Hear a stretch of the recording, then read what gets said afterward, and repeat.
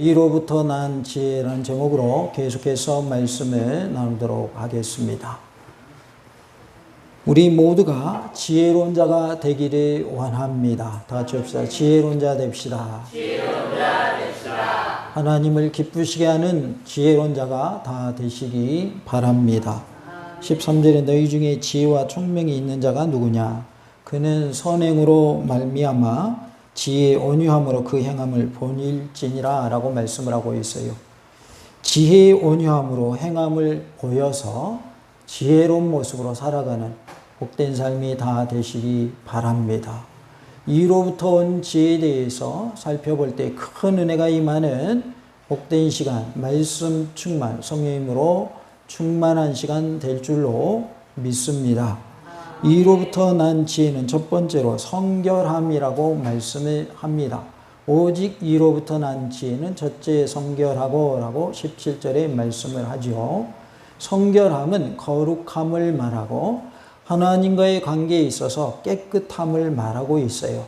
우리 모두가 구별된 자로서 하나님 앞에서 거룩한 삶을 사는 지혜로운 자 되기를 원합니다. 다 같이 봅시다. 거룩하게 사는 지혜로운 자 됩시다. 오직 위로부터 난 지혜는 두 번째로 화평함이다 라고 말씀을 합니다. 17절에 다음에 화평하고 라고 말씀을 하죠. 이것은 하나님과의 화목을 이루고 이웃과의 화목을 이루는 모습을 말하고 있습니다. 첫 번째로 우리는 누구와 화목해야 될까요? 하나님과 화목해야 할 줄로 믿습니다. 두 번째로는 이웃과 화목해야 합니다. 그래서 우리가 지혜로운 자로서 위로부터 온 지혜를 받은 자로서 하나님과의 화목을 이루며 사시기 바라고 또 이웃과도 화목하는 모습이 되시기를 원합니다. 다 같이 봅시다. 화목하며 사는 지혜로운 자 됩시다. 이로부터 난 지혜는 세 번째로 관용함이라고 말씀을 하고 있습니다. 17절에 관용하고 그랬죠. 관용은 너그러운 것을 말합니다. 다른 사람에 대하여 너그러운 모습으로 살아가는 우리의 삶이 될 수 있기를 원합니다. 너그럽기가 쉬워요? 안 너그럽기가 쉬워요? 너그럽기가 더 쉽습니까? 예, 성령으로 충만한 분들은 그렇습니다. 근데 성령으로 충만치 않은 분들은 너그럽기가 쉽지가 않습니다. 줄을 잘 서 있는데 갑자기 끼어들어가지고 새치기가 딱 서 있는 거예요. 너그럽지 않으면 용서가 돼야 안 돼요? 용서가 안 됩니다. 보시오. 여기 있는 사람들 다 줄 서 있지 않소? 제일 뒤로 가시오. 그러기가 쉬운 거예요. 그죠? 예, 근데 너그러운 사람은 그러든지 말든지 저 사람보다 조금 더 뒤에서 내 순서 되면 되지 뭐 이렇게 된단 말이죠. 보통 사람들은 어떻게 돼요? 뒤로 가라고 말하게 돼 있어요. 여기 있는 사람들은 아까부터 일찍부터 와서 서 있는데 지금 갑자기 끼어들면 어떡합니까? 안 됩니다. 뒤로 가세요. 그것도 부드러운 말로 하는 사람은 성령으로 충만한 사람 중에 한 사람이에요. 그러나 아주 그냥 톤이 올라가 가지고 싸납게 하는 사람들은 성령으로 충만하지 않은 사람들이죠. 당신이 말이야 뭔데? 당신이 어디 높은 사람이야? 그러면서 따지는 거죠. 예. 관용함은 바로 위로부터 온 지혜다. 너그러움을 우리가 베풀 수 있기를 원합니다. 다 같이 봅시다. 다른 사람을 너그럽게 대하는 지혜로운 자 됩시다. 이로부터 난 지혜는 네 번째로 양순함이라고 말씀을 합니다. 17절에 양순하며 라고 말씀을 하죠. 양순함은 하나님께 잘 순종하는 모습을 말해요. 양순함은 유순함, 부드러움 이렇게 표현이 되는데 우리의 마음이 유순하고 우리의 마음이 부드러워서 하나님의 말씀에 잘 순종하는 것을 양순하다 그래요. 단순히 부드러운 마음 그것을 말하는 게 아니다 그 말이죠. 단순히 유순한 마음을 말하는 것이 아니라 하나님의 말씀을 받을 때에 그 말씀을 그대로 받아서 그 말씀대로 잘 순종하는 것이 뭐다? 양순함이다. 그러니까 단순히 부드러움을 말하는 것이 아니라 하나님의 말씀을 받고 그 말씀대로 잘 순종하는 데까지 이르는 것을 뭐라고 한다고요? 양순함이다라고 말씀을 합니다. 다 같이 봅시다. 하나님께 잘 순종하는 지혜로운 자 됩시다. 순종 잘하는 자녀가 예뻐요. 하는 말마다 브레이크 걸고 하는 말마다 안 듣는 자녀가 예뻐요. 잘 듣는 자녀가 예쁘시죠? 예, 말 안 들어도 내 자녀인 건 맞습니다. 그런데 말 잘 듣는 자녀가 더 예쁩니다. 그건 어쩔 수 있어요, 없어요? 어쩔 수 없어요. 그리고 말 잘 듣는 자녀에게 뭐 줄 거 있으면 더 주고 싶어요? 말 할 때마다 안 듣는 자녀에게 더 주고 싶어요? 잘 듣는 자녀에게 더 주고 싶은 거예요. 그래서 같이 있을 때는 못 주니까 따로 불러가지고 이리 와봐. 그래가지고 따로 준단 말이에요. 왜? 예쁘니까. 말 잘 듣잖아요. 우리가 인간관계에 있어서도 가까운 관계 속에서 더 가까운 사람이 있죠. 그러면 더 챙기게 돼요? 안 챙기게 돼요? 챙기게 돼 있어요. 그건 어쩔 수 없어요. 인지상정이에요. 그래서 5이 친하다. 근데 그 중에 한 사람하고 나하고 또 친하다 그러면 남들에게 똑같이 줬어도 하나 더 몰래 줍니다. 왜? 나하고 더 친하니까. 하나님의 말씀에 순종하면 하나님이 더 주실까요? 있는 것도 빼앗아가 버릴까요? 있는 것도 더 줘요. 없는 것도 더 주고. 예. 있는 것도 주고 없는 것 다른 사람 거 뺏어가지고 말 안 듣는 사람 거 뺏어가지고 더 줍니다. 그러니까 하나님 말씀에 잘 순종하는 것이 복일까요? 대드는 게 복일까요? 잘 순종하는 게 복인 거예요. 가시체에다가 뒷발질하면 발이 아플까요? 하나도 안 아플까요? 아파요. 하나님의 말씀에 불순종하는 게 가시체에다 뒷발질하는 거 똑같은 거예요. 가시가 발에 딱 박히면 피가 철철 난단 말이에요. 그게 바로 불순종하는 사람의 모습이다. 우리는 순종하여서 하나님이 하나 더 주고 싶어가지고 더 주셔서 더 받는 모습이 되기를 원합니다. 이번 추석 명절에도 많이 받으시기 바라고 많이 더 주시기 바랍니다. 예, 주라고 그러니까 그럽니까? 그럼 많이 받으세요. 주는 것도 많이 주시고 받는 것도 많이 받으시는 서로 사랑하는 모습이 되시기 바랍니다. 위로부터 온 지혜는 5번째로 긍휼함이라고 했어요. 17절에 보니까 긍휼과라고 말씀을 하죠. 긍휼함은 가난하고 공경에 처한 사람에게 긍휼을 베푸는 것을 말하요. 긍휼은 다른 표현하면 사랑이거든요. 사랑. 가난한 사람에게 공경에 처한 사람에게 긍휼을 베푸는 것, 도움을 주는 것, 이걸 긍휼이라고 말합니다. 위로부터 난 지혜는 가난하고 공경에 처한 자에게 긍휼을 베푸는 것입니다. 다른 사람에게 긍휼을 베푸는 지혜로운 삶이 다 되시기 바랍니다. 다 같이 합시다. 다른 사람에게 긍휼을 베푸는 지혜로운 자 됩시다. 긍휼을 베푸는 것은 우리가 하나님의 자녀로서 마땅히 해야 할 일일까요? 선택사항일까요? 마땅히 해야 할 일입니다. 내가 걸어가고 있는데 한 사람이 쓰러져 죽어가고 있어요. 그러면 그 사람 도와줘야 돼요? 모른 척하고 지나가 버려야 돼요? 도와줘야 맞죠. 내가 직접적으로 그 사람을 돕는 그런 능력이 없다면 뭐라도 해줘야 되면 전화라도 해줘야 돼요. 119에 전화라도 해줘야 돼요. 그것도 돕는 겁니다. 옆에 불이 났어요. 내가 직접 못 꺼줄지라도 전화를 해줘야죠. 여기 어딘데요? 불 났습니다. 와서 꺼주세요. 이것도 돕는 거예요. 그런데 불이 나든지 말든지 쓰러져 죽어가든지 말든지 아무 상관없다고 생각하고 내 할 만 하는 것은 긍휼을 베푸는 거예요? 안 베푸는 거예요? 안 베푸는 거죠. 우리 모두가 긍휼을 베푸는 지혜로운 자 될 수 있기를 원합니다. 17절에 긍휼이 나오고 있는데 이것은 가난하고 공경에 처한 자들을 실제로 도와주는 마음 자세를 말하고 있어요.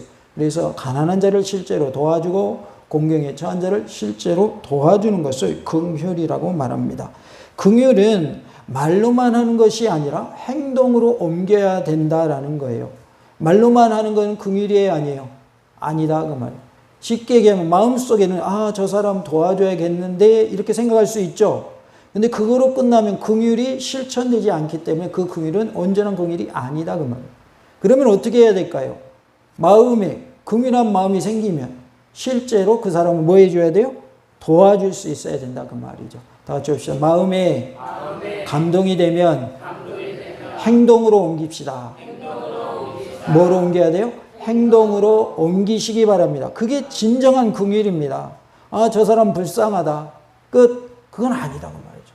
불쌍하면 뭐 해줘야 돼요? 도와줘야 될 거 아니에요. 가난하면 가난한 자에게 구제하는 행동을 통해서, 죽어가는 사람이 있다면 그 사람을 살리는 일에 우리가 도움을 주어야 그것이 긍휼을 베푸는 모습이다라는 것을 말씀하고 있습니다. 가난한 자, 공경에 처한 자들을 도와주는 지혜로운 자 되시기 바랍니다. 긍휼을 베풀지 아니하는 사람은 하나님의 백성이 아니며 하나님의 정죄 아래에 있는 자인 것입니다. 반대로 긍휼을 베푸는 자는 하나님의 백성이며 하나님의 정죄 아래에 있을까요? 안 있을까요? 있지 않습니다. 하나님의 정죄 아래에서 더 이상 존재하지 않게 돼요. 정죄하면서 자유함을 얻게 된다. 그래서 우리는 긍휼을 베푸는 자가 되어야 할 줄로 믿습니다. 긍휼은 다른 사람을 불쌍히 여기는 것을 말하는 거예요. 가난한 사람, 공경에 처한 사람을 뭐 할 줄 알아야 되냐면 불쌍히 여길 줄 알아야 돼요. 아, 저 사람 참 안 됐다. 내가 도와줘야 되겠구나. 이번에 우리 교회에서도 한 교회 목사님 아들이 4층에서 떨어져서 생명이 이태로웠는데 하나님 은혜로 살려주셨어요. 그런데 치료하는데 어려움이 있어서 우리 교회가 돕는 일을 했습니다. 함께 우리가 구제연금을 했어요. 이것도 뭐를 하는 행위입니까? 긍휼을 베푸는 행위인 것입니다. 액수와 상관없습니다. 마음이 중요한 거예요. 내가 많이 드릴 수 있으면 많이 드린다지만 그렇지 않으면 내 형편껏 드리면 되는 것이고 참여하냐 참여하지 않냐 그것이 문제지 얼마 했냐가 중요한 게 아니라 그 말이죠. 우리가 일에 함께 동참했다면 우리도 긍휼을 베푸는 일을 한 것이다 라는 것을 말씀하고 있습니다. 마태복음 5장 7절에 긍휼히 여기는 자는 무엇이 있다라고 하셨을까요? 복이 있다라고 말씀을 합니다. 긍휼히 여기는 자는 복이 있나니 그들이 긍휼히 여김을 받을 것이요 라고 말씀을 합니다. 긍휼히 여기는 복을 누리시기 바랍니다. 긍휼히 여기는 것이 뭐라고 그랬어요? 복이다라고 말씀하고 있어요.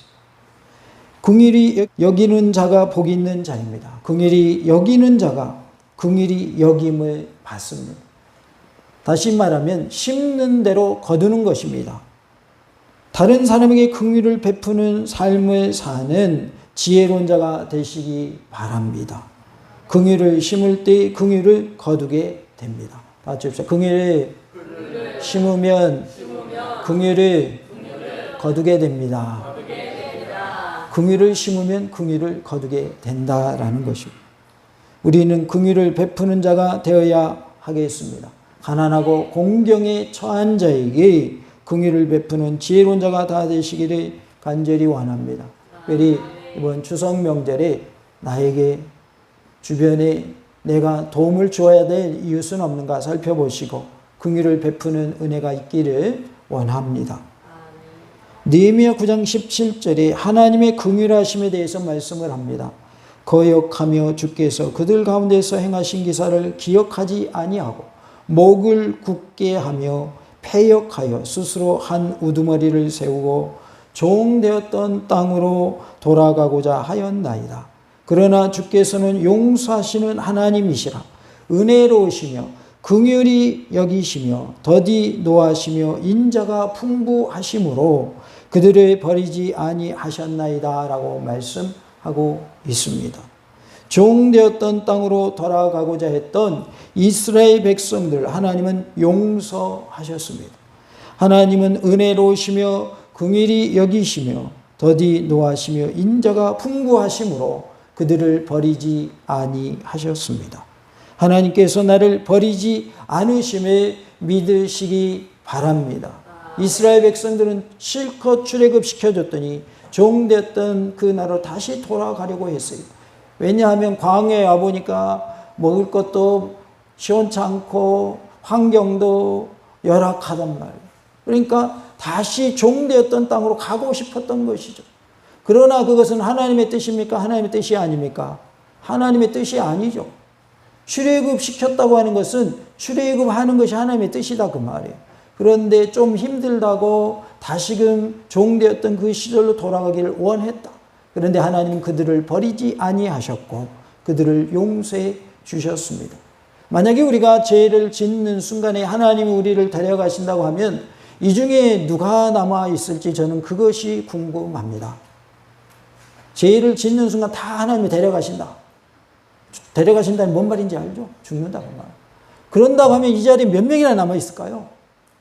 아마 아무도 없을 것 같아요. 근데 하나님께서 참아주시고 우리가 회개하기까지 기다려주셨기 때문에 우리가 이 자리에 존재하고 있는 줄로 믿습니다. 하나님은 우리를 사랑하시는 분이시고 우리를 용서하시는 분이시다. 이것이 바로 하나님의 긍휼하심인 줄로 믿습니다. 우리도 하나님이 우리를 용서하셨듯이 용서하는 자가 되고 긍휼을 베푸는 자가 되어야 할 줄로 믿습니다. 가난하고 공경에 처한 자에게 긍휼을 베푸는 지혜로운 자가 다 되시기를 원합니다. 느헤미야 9장 19절에도 하나님의 긍휼하심을 말씀합니다. 주께서는 주의 크신 긍휼로 그들의 광야에 버리지 아니하시고 낮에는 구름 기둥이 그들에게서 떠나지 아니하고 길을 인도하며 밤에는 불 기둥이 그들이 갈 길을 비추게 하셨사오며라고 말씀합니다. 하나님께서 광야에서 이스라엘 백성들을 낮에는 무엇으로 인도하셨어요? 구름 기둥으로, 밤에는요 불 기둥으로 인도하시고 보호하셨습니다. 이렇게 하나님께서 이스라엘 백성들을 구름 기둥과 불 기둥으로 인도하시고 보호하셨던 것처럼 우리의 삶 가운데도 하나님이 인도하시고 보호하시는 은혜가 있는 줄로 믿습니다. 그리하기에 우리는 하나님께서 우리에게 긍휼을 베푸시듯이 우리도 남에게 긍휼을 베푸는 자가 되기를 원합니다. 다 같이 봅시다. 우리도 남에게 긍휼을 베푸는 지혜로운 자 됩시다. 우리 모두가 남에게 긍휼을 베푸는 모습이 되어야 할 줄로 믿습니다. 느헤미야 9장 31절에도 하나님의 긍휼하심을 말합니다. 주의 크신 긍휼로 그들을 아주 멸하지 아니하시며 버리지도 아니하셨사오니 주는 은혜로우시고 불쌍히 여기시는 하나님이심이니라라고 말씀을 합니다. 하나님은 아주 멸하지 아니하시며 버리지도 아니하시는 은혜로우시고 불쌍히 여기시는 하나님이십니다. 끝까지 긍휼을 베푸시는 분이시다라는 것을 알 수가 있어요. 우리도 끝까지 긍휼을 베푸는 자가 되기를 원합니다. 언제까지 긍휼을 베풀자고요? 끝까지 긍휼을 베푸는 자가 되어야 할 줄로 믿습니다. 하나님께서 멸하지 아니하시고 버리지 아니하시고 은혜를 베푸시고 불쌍히 여기시듯이 끝까지 긍휼을 베푸는 지혜로운 자 되기를 원합니다. 다 같이 합시다. 끝까지 긍휼을 베푸는 지혜로운 자 됩시다. 하나님의 은혜 가운데 끝까지 긍휼을 베푸는 삶이 되시기 바랍니다. 하나님의 긍휼하심에 대해서 시편 27편 7절에 여호와여 내가 소리내어 부르짖을 때에 들으시고 또한 나를 긍휼히 여기사 응답하소서라고 말씀을 하고 있어요. 하나님께서 내 기도를 들으시고 긍휼히 여기사 응답하심을 믿으시기 바랍니다. 하나님은 우리의 기도를 듣고 계시며 우리의 기도에 응답하시는 좋으신 하나님이신 줄로 믿습니다. 우리가 좋으신 하나님 함께 찬양해 보겠습니다.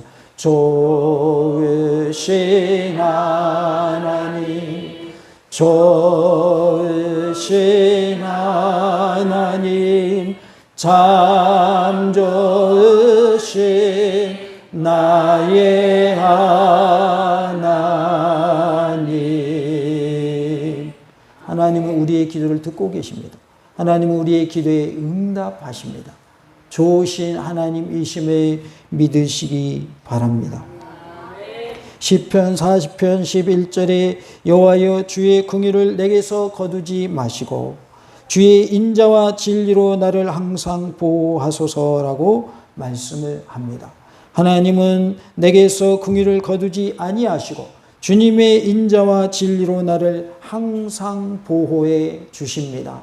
하나님의 보호하심 속에서 늘 평안을 누리고 감사가 넘쳐나는 삶이 되고 행복한 삶이 되시기를 간절히 원합니다. 다 같이 합시다. 하나님은 항상 나를 보호하십니다. 우리가 어디에 있든지 하나님은 나를 지켜 보호해 주시는 좋으신 하나님이신 줄로 믿습니다. 시편 51편 1절에 하나님이여 주의 인자를 따라 내게 은혜를 베푸시며 주의 많은 긍휼을 따라 내 죄악을 지워 주소서라고 말씀합니다. 하나님은 인자로 은혜를 베푸시고 많은 긍휼로 내 죄악을 지워 주십니다. 우리의 삶 가운데 하나님 앞에 지은 죄를 주님의 긍휼로서 우리 모든 죄를 다 지워주시마 약속하고 계십니다. 예수님의 보혈의 공로를 의지하는 믿음으로 예수님을 믿는 믿음으로 회개할 때에 우리의 모든 죄를 다 지워주실 줄로 믿습니다. 동이 서에서 먼 것처럼 우리 주님께서 우리의 죄를 기억하지 아니하실 줄로 믿습니다. 하나님의 은혜요 하나님의 긍휼하심 이것이 바로 우리의 죄를 지워주시는 은혜인 줄로 믿습니다. 마태복음 23장 23절에 화 있을진저 외식하는 서기관들과 바리새인들이여 너희가 박하와 회향과 근처의 11조는 들이되 율법에 더 중함과 정의와 긍휼과 믿음은 버렸도다. 그러나 이것도 행하고 저것도 버리지 말아야 할지니라 라고 말씀합니다. 11조도 드리고 정의와 긍휼과 믿음도 지키라고 하십니다. 특별히 긍휼을 베푸는 지혜로운 자 되시기 바랍니다. 우리가 하나님의 말씀대로 지켜 행하는 삶을 살았노라고 하나님께 말할 때 하나님은 너 긍휼 베푸는 삶도 살았느냐라고 물으신다 그 말이죠. 그러니까 하나님께 우리가 말씀대로 행하는 삶을 살 뿐만 아니라 그 가운데 긍휼의 삶도 포함되어야 한다라는 것을 말씀해 주고 있습니다. 우리가 머리로 아는 것과 행동으로 옮기는 것은 차이가 있을까요? 없을까요? 차이가 있습니다. 아무리 우리가 많은 것을 알고 무엇이 옳은 것인가를 알고 있다 할지라도 그것을 행하지 아니하면 우리의 지식은 지식으로 끝나는 것입니다. 그 지식이 우리의 삶 속에 연결되려면 그 아는 바대로 어떻게 해야 될까요? 실천해야 된다는 거죠. 그것을 행동으로 옮겨야 된다는 말이에요. 그 중에 하나가 뭐냐면 긍휼이다. 긍휼을 베푸는 지혜로운 삶이 다 되시기 바랍니다. 로마서 12장 8절에 혹 위로하는 자면 위로하는 일로 구제하는 자는 성실함으로 다스리는 자는 부지런함으로 긍휼을 베푸는 자는 무엇으로 하라고 했는지 혹시 아시는 분이 있습니까? 즐거움으로 할 것이니라 라고 말씀을 합니다. 즐거운 마음으로 긍휼을 베푸시는 지혜로운 자 되시기 바랍니다. 긍휼을 베풀 때 어떻게 하라고요? 즐거운 마음으로 하시기 바랍니다. 제가 좀 이 부분에 있어서 찔리는 부분이 없지 않아 있어요. 긍휼을 베품에 있어서 즐거운 마음으로 해야 되는데 그러지 못한 때가 있었어요. 우리의 삶 속에서 긍휼을 베풀 때에 즐거운 마음으로 기쁜 마음으로 하시기 바랍니다. 하나님은 그것을 원하고 계셔요. 긍휼을 베풀 때 무슨 마음으로 하자고요? 즐거운 마음으로 하시기 바랍니다. 예배 드릴 때에도 기쁜 마음으로 예배 드리시기 바랍니다. 소가 도살장으로 끌려가는 것처럼 억지로 교회에 와가지고 억지로 앉아있고 빨리 집에 가고 싶은데 목사님은 예배도 안 끝내주고 시계 쳐다보고 딴짓하고 그러지 마시고 우리가 기쁜 마음으로 감사한 마음으로 예배 드리는 모습이 되어야 하겠고 긍휼을 베풀매 있어서 즐거운 마음으로 긍휼을 베푸시기 바랍니다. 우리가 다른 사람을 도와줄 때의 중요한 부분이 바로 이 부분이에요. 기쁜 마음으로 즐거운 마음으로 해야 되고 그리고 내가 위에 있는 자로서 아래에 있는 자에게 베푼다 그런 심정으로 긍휼을 베풀면 안 돼요. 똑같은 동등한 그러한 위치에서 긍휼을 베풀 수 있어야 돼요. 나는 베푸는 자이고 너는 받는 자지, 너는 별거 아니고 나는 높은 자야. 이러면 안 된다 그 말이죠. 이미 하나님 그 긍휼을 받으실까요? 안 받으실까요? 안 받으십니다. 안 받으셔요. 우리는 똑같은 평등한 자이지 내가 좀 더 가진 것뿐이고 더 베풀 수 있는 것뿐이지 똑같은 사람이에요. 우리는 똑같은 사람들이에요. 그런데 내가 뭐 잘난 것이냐, 내가 더 높은 것이냐 이렇게 생각하고 베푼다면 그것은 하나님이 안 받으시는 긍휼이다. 하나님이 안 받으시는 구제다 그 말이에요. 하나님이 안 받으시는 행동이다. 그러기에 우리는 그럼 내가 좀 더 높은 마음을 가지고 해서도 안 되겠고 또 하기 싫은데 막 억지로 하는 모습도 돼서도 안 되겠고 즐거운 마음으로 기쁜 마음으로 감사한 마음으로 긍휼을 베푸는 지혜로운 자 되시기 바랍니다.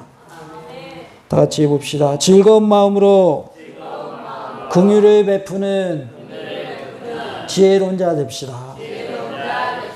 우리는 긍휼을 베푸는 지혜로운 자가 되어야 할 줄로 믿습니다. 이로부터 난 지혜는 가난하고 공경에 처한 자에게 긍휼을 베푸는 것입니다. 가난한 자에게 도움을 주고 공경에 처한 자, 어려움에 처한 자에게 도움을 주는 것입니다. 그것이 긍휼을 베푸는 것이요. 그것은 위로부터 난 지혜인 것이죠. 긍휼을 베풀며 사는 지혜로운 삶이 되고 복된 삶이 다 되시기를 원합니다. 다시 해보겠습니다. 가난하고 공경에 처한 자에게 긍휼을 베푸는 지혜로운 자 됩시다. 위로부터 난 지혜는 가난하고 공경에 처한 자에게 긍휼을 베푸는 것이라고 말씀합니다. 우리 모두가 하나님의 은혜 가운데 긍휼을 베푸는 지혜로운 자 될 수 있기를 간절히 원합니다. 할렐루야!